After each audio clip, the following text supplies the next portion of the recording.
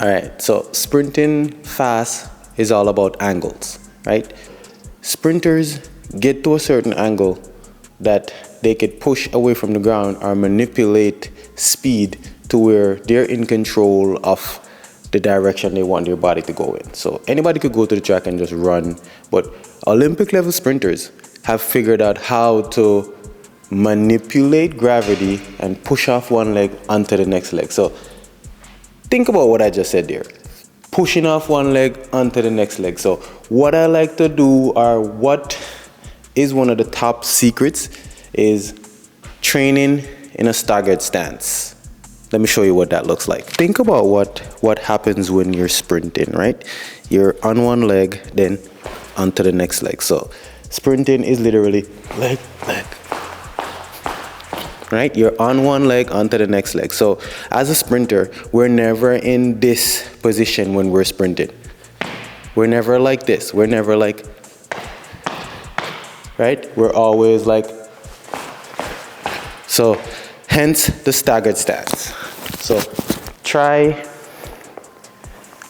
all your lower body exercises, weighted exercises, one foot is at the back, one foot is at the front, and you do exercises like split jumps,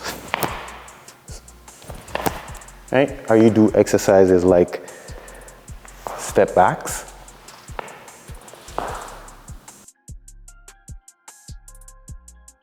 These are exercises that elite level sprinters put into their workouts to help them to sprint faster. Anybody could do some squats, but sprinters, when it comes down to sprinting and just thinking about what happens when you're sprinting, it's all about angles. So sprinters try to get in that same position that they would be in if they're pushing from the blocks or if you're at max speed. So staggered stance is what you want to focus on when it comes down to your lower body workouts. You can even add exercises like single leg squats, single leg deadlift. Any single leg movement is going to be pretty much tailored to sprinting.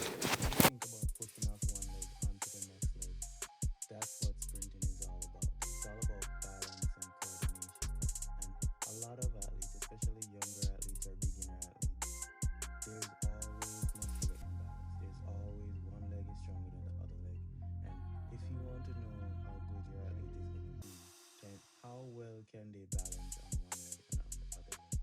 How coordinated are they as an athlete? And you don't have to be a dancer.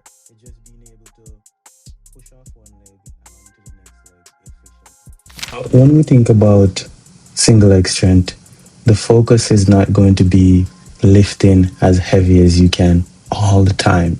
Right? There would be times when you're trying to maximize on strength and power output, but it's all about being in that angle of sprinting, activating glutes, activating quads, activating calves, and the whole lower body, right? That's how you want to look at it. It's not just about how heavy you could lift. All right, guys, so I'm going to wrap up the video here. And if you find this type of information informative, please remember to share this video with somebody who you think can benefit from it. And also, subscribe already, hit that subscribe notification. Welcome to the Lifestyle Athletics YouTube channel. Those are just some of the few exercises that I incorporate into my workouts, into my strength training routine to help me to improve my times, be more healthier overall, and actually sprint faster. So before we go, we're going to talk about another thing that is very crucial to sprint training, which is the core, right? And the core doesn't necessarily mean that you're just training your abs.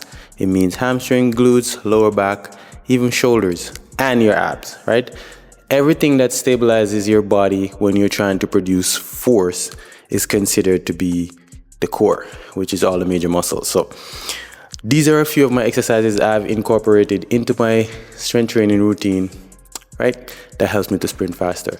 So the first thing I try to do is get some rotational core strength going, where I'm twisting from one side onto the next side. And some of my favorite exercises are anything that goes across the body, like wood chops with kettlebells, where I'm swinging up, or I swing down, or I swing up to down, right? Anything that I'm swinging across the body. I like oblique crunches. I also like seated kettlebell knee drives where the kettlebell is on my foot, right? And I'm driving my knees to my chest. So